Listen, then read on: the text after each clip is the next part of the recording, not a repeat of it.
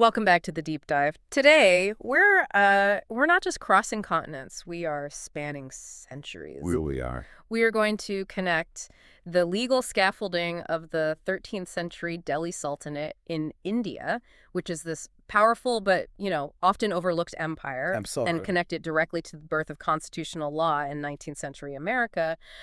And then we're going to pivot to the intense constitutional drama of modern-day Pakistan. It's a journey into the fundamental wiring of the state, really. We're looking at this enduring universal conflict between political power, the ruler, the executive, and the institutional integrity of the law. The judge, the interpreter. Exactly. And what our source material shows us, and this is based on comprehensive research compiled by the constitutional and corporate lawyer Mr. Zahir Madmir, is that this conflict isn't just resolved by geography or time. It's a structural tension that defines stability itself. That's the core mission today, then. To unpack all this from the source material and try to answer what is maybe the most profound question in governance. Who, at the end of the day, holds the final, unassailable legal authority in a sovereign state? Is it the person with the sword or the person with the book? Exactly. And we are analyzing these historical and modern systems that feature an intentional dual authority. You have the person who governs and secures the state, that's the executive, and you have the person who interprets the supreme law. Right. The central thesis we are extracting for you from this is simple, but it's profound. A state's destiny, its longevity, its freedom, it is entirely shaped by the critical balance it achieves between judicial power and political power. And if that balance fails? The state fails. It's that simple. I love that we are starting with the Delhi Sultanate. It immediately grounds this discussion in a forgotten but really foundational structure. So what's the roadmap for this deep dive? Well, we'll begin by defining that dual authority system in medieval India and the resulting legal innovation that came out of it. Okay. Then we'll leap forward to Chief Justice John Marshall's defining moment in Marbury v. Madison in the U.S. And finally, we'll land on how this exact historical tension played out, dramatically, in Pakistan's judges' restoration movement. Let's begin our exploration where a sophisticated legal solution was first really applied in practice, the historical context of the Delhi Sultanate. Okay, let's unpack this. When we talk about constitutional governance, we tend to fixate on Western models, Magna Carta, the U.S. Constitution. Default, yeah. But the source material immediately draws our attention to the sheer scale and the duration of the Delhi Sultanate. This was an empire governing vast swaths of the Indian subcontinent for over 300 years. We're talking 1206 to 1526, long before the Mughals even arrived. That longevity is the crucial historical indicator. A state doesn't maintain stability and control over such a massive, diverse population for 3 centuries without a highly effective and, frankly, adaptable institutional framework. It's not just military might. No, not at all. It suggests a successful legal structure. And what made it unique in Islamic political history was its structured approach to separating powers. So let's dive into that legal separation. What were the 2 core institutions that defined this dual authority system? Well, you had 2 primary offices, and each was tasked with governing a separate but definitely overlapping domain of reality. First, there was the judicial pillar, the Qazi al-Qaza. The Chief Justice. The Chief Justice, exactly. This office was the dedicated guardian and interpreter of the Sharia. And the Sharia being the overarching religious law, so the ethical, moral, and divine principles derived from foundational texts and, centuries of scholarly interpretation, the fiqh. Precisely. The Qazi's authority wasn't based on force. It was fundamentally rooted in moral legitimacy and the belief that the law he interpreted was higher than any earthly ruler. So he was the institution ensuring that state life remained tethered to some kind of immutable ethical framework. That's a perfect way to put it, yeah. And what was the counterweight to this divine legal authority? That would be the Sultan. The Sultan was the dedicated guardian of the state. He held the military power, the sword, and all the executive authority necessary for the day-to-day administration. Okay, so the pragmatic stuff. All the pragmatic necessities. Collecting taxes, organizing the army, managing the economy, maintaining internal security against rivals, and of course external threats like the Mongols. His power was physical, temporal, and rooted in necessity. The state's survival. The state's survival, yes. So we have 2 institutions with massive power and often with conflicting immediate priorities, right? Yeah. The Qazi is demanding ethical fidelity, which might restrict how you collect taxes or how you conscript soldiers. Right. And the Sultan, on the other hand, demands administrative flexibility, which might require bending some of those established laws. This setup just inherently creates that constitutional tension we're exploring. It does. Does the law constrain the ruler, or does the ruler define the law? And this tension, you have to understand, was the critical engineering element of the Sultanate. If the Sultan could just abolish the Qazi, you had tyranny. Sure. But if the Qazi could paralyze the Sultan's administration, you had chaos and potential collapse. So the system needed a mechanism to prevent both of those outcomes at the same time. And their success for 300 years suggests they mostly got that balance right. They did. And to truly understand how this system was tested and how it innovated, the sources point us to a very specific historical flashpoint: the reign of Sultan Alauddin Khilji from 1296 to 1316. He was the ultimate executive authority figure, wasn't he? Oh, Khilji was transformative. He wasn't ruling some small kingdom. He was governing an empire under siege, both internally and externally, especially from the looming Mongol threat. To sustain the massive army he needed to repel the Mongols and keep the capital, Delhi, safe, he had to implement these sweeping, almost revolutionary reforms that centralized power and just dramatically overhauled the state's entire economic structure. Can you give us some concrete examples of those reforms? I mean, what did he do that specifically rubbed the judicial establishment the wrong way? The primary issues were economic and administrative. Khilji implemented incredibly strict price controls on essential goods, especially things like grain and livestock. Why? To ensure his massive standing army could be fed affordably in Delhi, it was a logistical necessity. Then he reformed land revenue collection, confiscating property from various nobles and even religious endowments that had been granted exemptions. Wow, so he was clawing back resources. Dramatically increasing the state's treasury, yes. These are highly pragmatic, even radical policies for the early 14th century. They ensure the state survives, but they must have clashed with established juristic opinions on things like property rights and market freedom. They absolutely did. The Qazis, the judges, they saw themselves as the protectors of fiqh, the body of traditional juristic rulings. The precedent, so to speak. The precedent, exactly. And they argued that Khilji's new taxation and price control policies, while maybe effective for security, did not align with the classical, consensus-driven interpretations of Sharia regarding economic conduct and individual property rights. So they were acting as a genuine institutional check. A real check. They were challenging the legitimacy of the executive's expediency using the weight of legal and ethical tradition. So you have the Sultan facing Mongol hordes and inflation who needs immediate action and demands his policies be implemented instantly. And then you have the Qazi relying on centuries of scholarly tradition saying, wait, this policy violates fundamental principles. It's the perfect clash. It's the perfect clash between state security and legal purity. Yeah. And Khilji, unlike many tyrants, he didn't just execute the Qazis or abolish the courts. Why not? Because that would have undermined the very moral legitimacy he needed to govern. Instead, he forced a legal innovation, a way for the executive to assert necessary authority within the legal structure, rather than outside of it. And this moves us directly into the birth of legal pluralism. Right. The pressure created by Khilji's reforms, which were seen as necessary, demanded a new legal category, one that recognized the limitations of classical religious law when you're facing complex existential state challenges. So the Sultan's confrontation with the Qazi structure here it's a seminal moment in legal history. It really is. Khilji had to articulate a justification for governing based on the needs of the moment, separate from the texts of traditional law. He wasn't arguing against the Sharia itself, but for the necessity of his executive function. I see. And this is where we get that famous statement recorded in the source material, the articulation of executive necessity. Khilji's quoted defense is critical. Right. This is the quote. "I am not a scholar. I govern the world as it needs to be governed." Exactly. That quote is monumental. It perfectly encapsulates the separation of powers. He's saying his role isn't interpretive. That's the Qazi's job. His role is pragmatic and administrative. The sword, the treasury, the defense. He's asserting that the duties of the executive branch occasionally necessitate actions that fall outside the traditional purview of scholarly legal commentary. And this assertion led to the formal distinction between two crucial spheres of law that would govern the Sultanate for the next few centuries. It did. First, Sharia remained the absolute fundamental source, the ethical bedrock of the society. It was inviolable in its core principles. Untouchable. And the second sphere? He formalized the concept of zawabit or siyasa. Now, zawabit refers more specifically to codified state regulations or administrative rules. So think of them as internal memos or temporary decrees on taxation or market management. Perfect analogy. Or military discipline.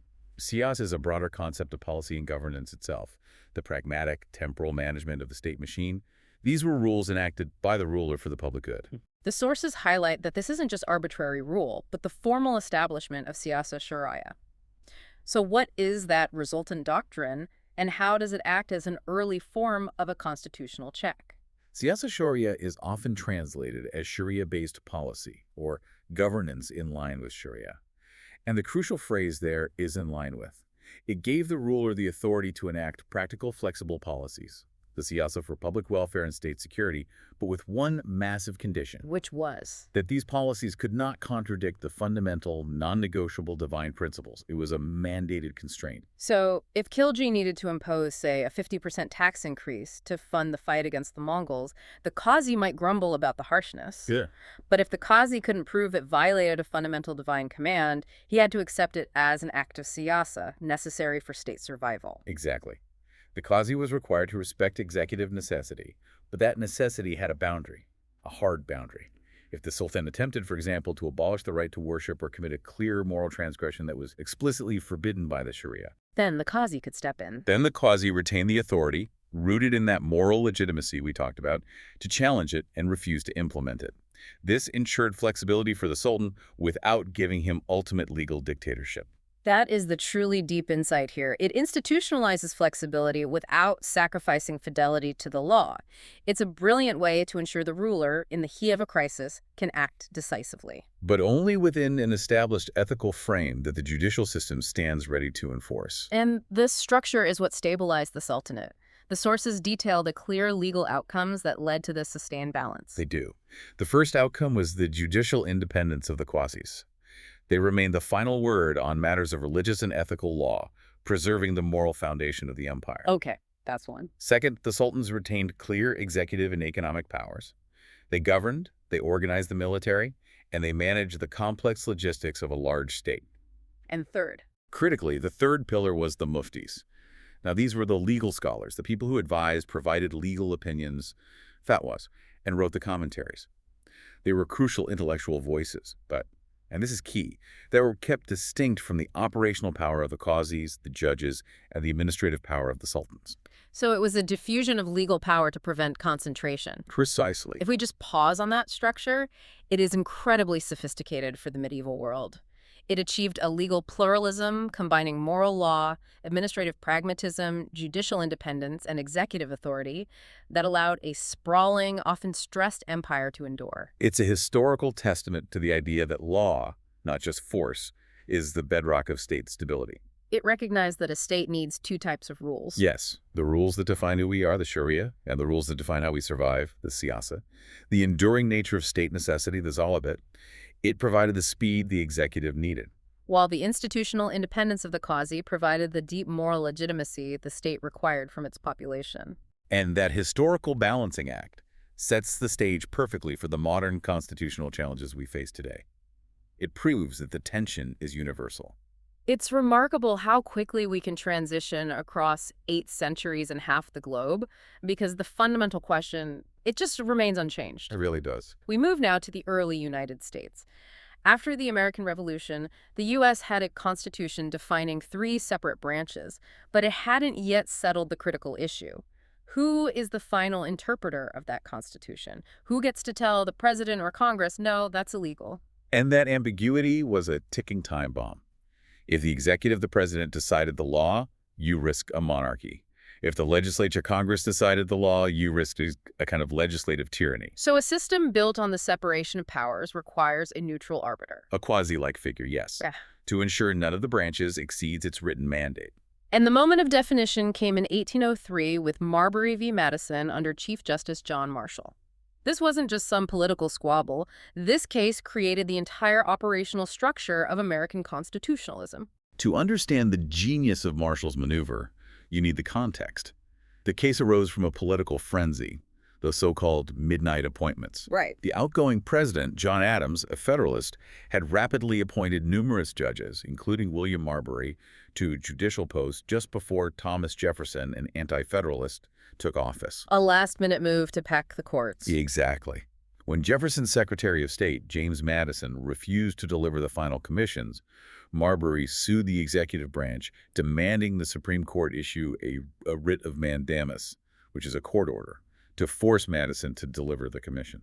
So Marbury was essentially asking the Supreme Court to flex its muscles and order the executive, the president's branch, to perform a ministerial duty. That's right, and here was the trap. If Marshall ordered Madison to deliver the commission, Madison, backed by the popular President Jefferson, would almost certainly refuse, Which would expose the Supreme Court as powerless. potentially destroying its authority forever. But if Marshall refused to order the commission, he'd look weak and subordinate to the executive. He was in a political trap designed to expose the court's lack of physical power. And here's where Marshall executed the legal sleight of hand that defines his legacy and, American law itself. Marshall navigated this political tightrope by asking a seemingly simple legal question. Does the Supreme Court even have the power to issue that writ? His answer was brilliant. What was it? He said yes, Marbury had a legal right to the commission, and yes, the law technically authorized the court to issue the writ, but... And here's the genius. He declares a law itself, the Judiciary Act of 1789, which granted the court that specific power, was unconstitutional. So he ruled against his own court's jurisdiction. He did. By doing so, he avoided the direct, unwinnable confrontation with Jefferson's executive branch, which preserved the court's political security. But, more importantly, he established the doctrine of judicial review. He claimed the power for the Supreme Court to strike down an act of Congress as unconstitutional. He sacrificed a minor, immediate political victory for an epoch-making institutional power. And the power of the judicial department is fundamentally asserted in that mantra, which is deeply rooted in the source material. What is it? It is emphatically the province and duty of the judicial department to say what the law is. And that is the American Declaration of Independence for the legal branch. By asserting the sole right to interpret the supreme law, the Constitution Marshall gave the judiciary power not over the executive's daily policy, but over the legality of every policy, every law, every executive action. Which established constitutional supremacy and created that necessary check to balance the state. Exactly. So when we map these structures, the sources highlight these direct comparative parallels between 14th century Delhi and 19th century Washington, D.C. They were solving the same problem. They were, preventing the ruler from becoming the law. The parallels are undeniable, even though the terminology is different. Right. In the Sultanate, the Qazi interprets the law. In the U.S., the Supreme Court interprets the law. Both stand as the final legal arbiter, the guardian of the higher foundational document or tradition. And the Sultan executes policy, the president executes policy.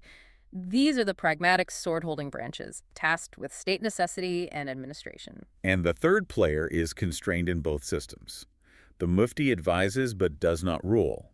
Similarly, Congress legislates but cannot violate the Constitution. Congress is limited by the court's interpretive power, just as the Mufti's opinion was subordinate to the Qazi's final judgment and the Sultan's administration. This highlights a crucial point. The U.S. Supreme Court, just like the Qazi Court, possessed no military force, no treasury. It relied entirely on moral and legal legitimacy to enforce its decisions. Power without the sword. Power without the sword. That's the shared lesson across 8 centuries. The balance in Delhi was maintained through largely unwritten norms and the tradition of siyasa sharia. In the United States, it's maintained through the codified structure of judicial review and constitutional supremacy. But the underlying truth remains the same. A state survives when its judiciary has the institutional authority to limit, restrain, and even nullify political power. It proves that the constitutional question, who checks the ruler, is the axis upon which all successful governance turns. And this enduring tension isn't just historical theory, it's a living reality, which brings us to our modern parallel.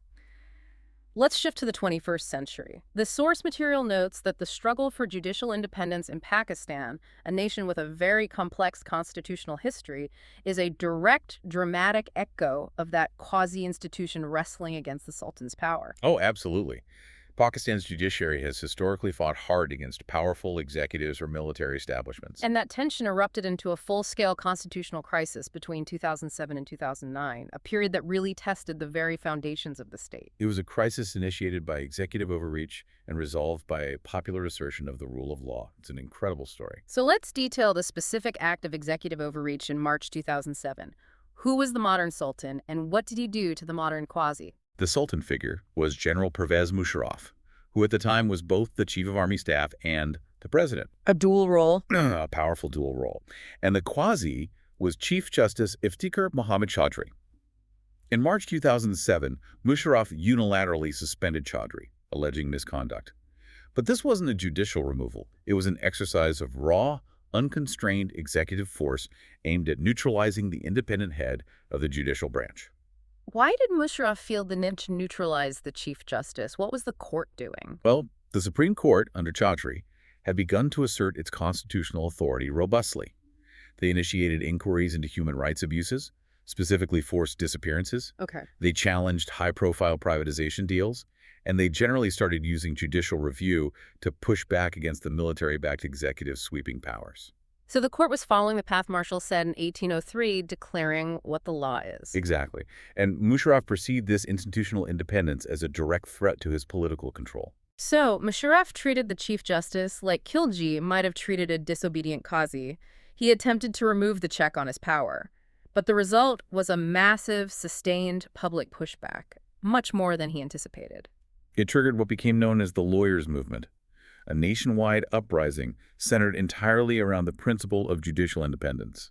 And this wasn't a political party revolt. It was a civil society movement led by the legal community, but supported by the media, the political opposition, and huge segments of the public. Describe the movement for us. What did this civil resistance actually look like? It was visually and politically stunning. You had tens of thousands of lawyers, the modern-day legal interpreters, donning their black suits, marching hundreds of miles in long motorcades, Wow. conducting massive rallies, and organizing sustained boycotts of court proceedings. They demanded not just the reinstatement of Chaudhry, but the independence of the entire judiciary as an institution. So the struggle quickly transcended the personal fate of one judge. It became a fight for the principle of constitutional supremacy over temporary political will. This action, then, functions as the ultimate reaffirmation of the Qazi's moral legitimacy. When the ruler tried to dismantle the institutional law, the people rallied to protect the law. Absolutely. And the climax arrived in 2009.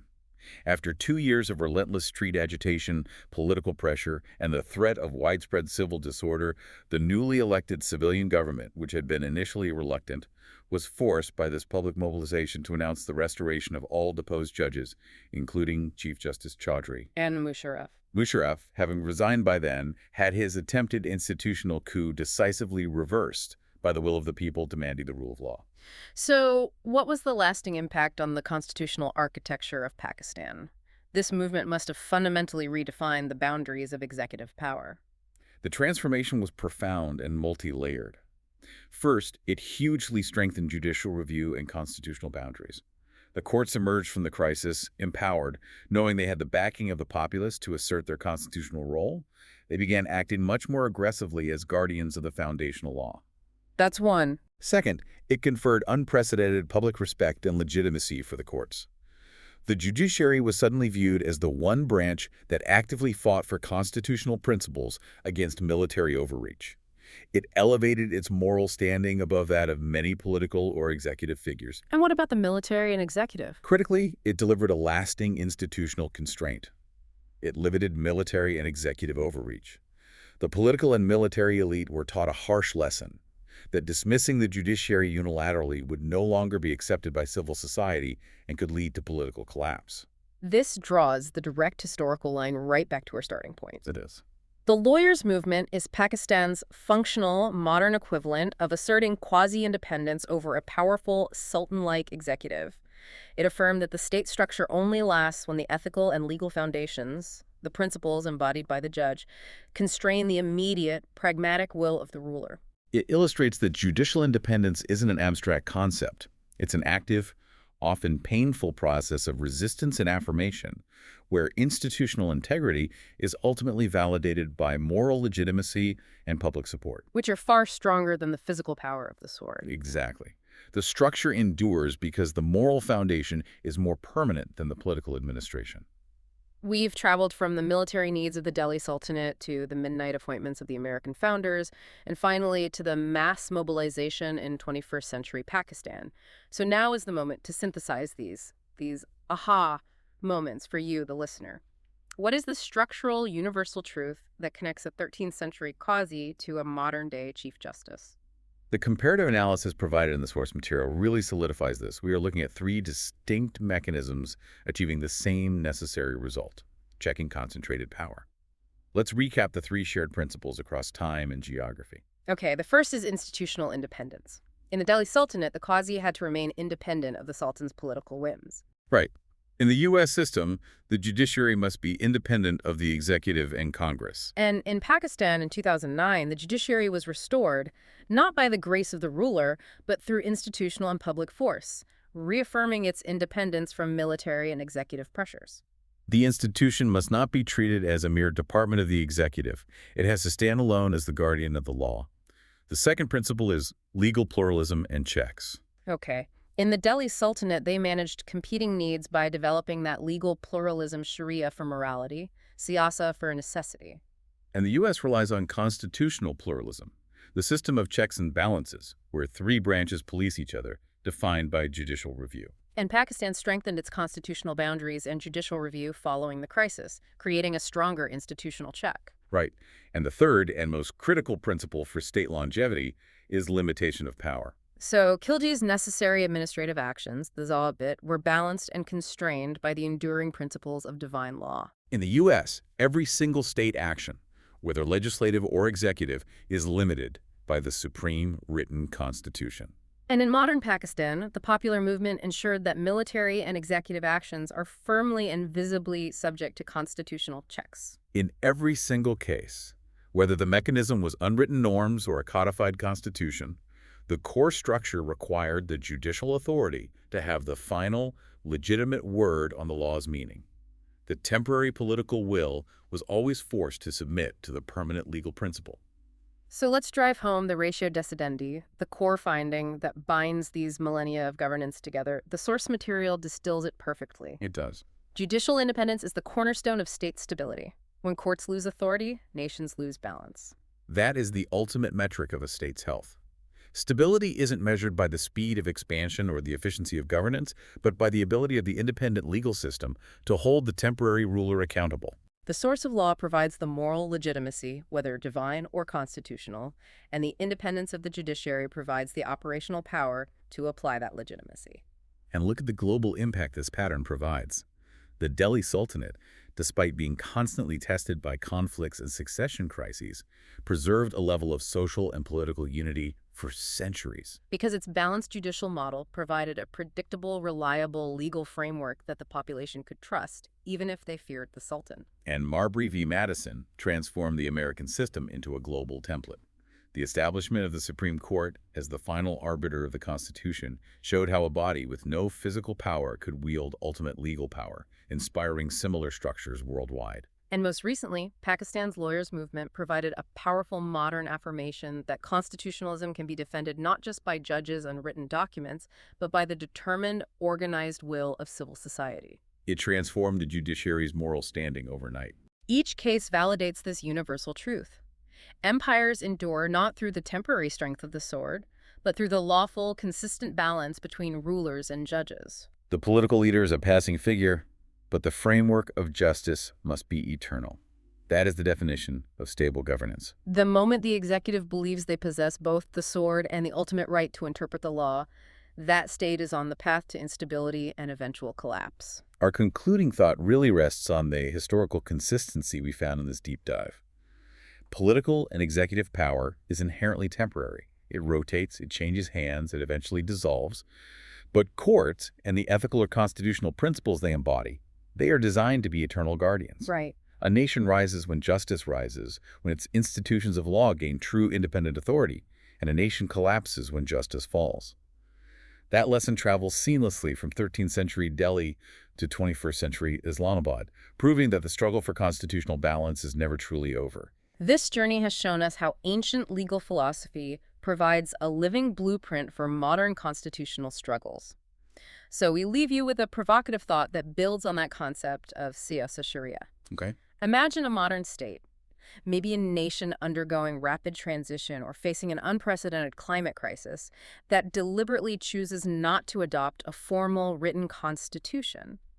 How could such a state, operating on unwritten norms, successfully enforce the dual legal authority inherent in siyasa sharia? Another great question. What non-judicial, non-military mechanism could be created today to prevent the executive, the ruler, from claiming sole unconstrained authority when administrative necessity demands swift action? It's the perennial problem. How do you build checks that are resilient to the inevitable pressure of the sword? And how do you ensure that necessity doesn't become the sole, self-serving definition of law? Thank you for providing the source material for this deep dive into historical and modern legal balancing acts, sourced from the remarkable comparative legal work of Mr. Zahir Ahmad Mir. We'll see you on the next deep dive.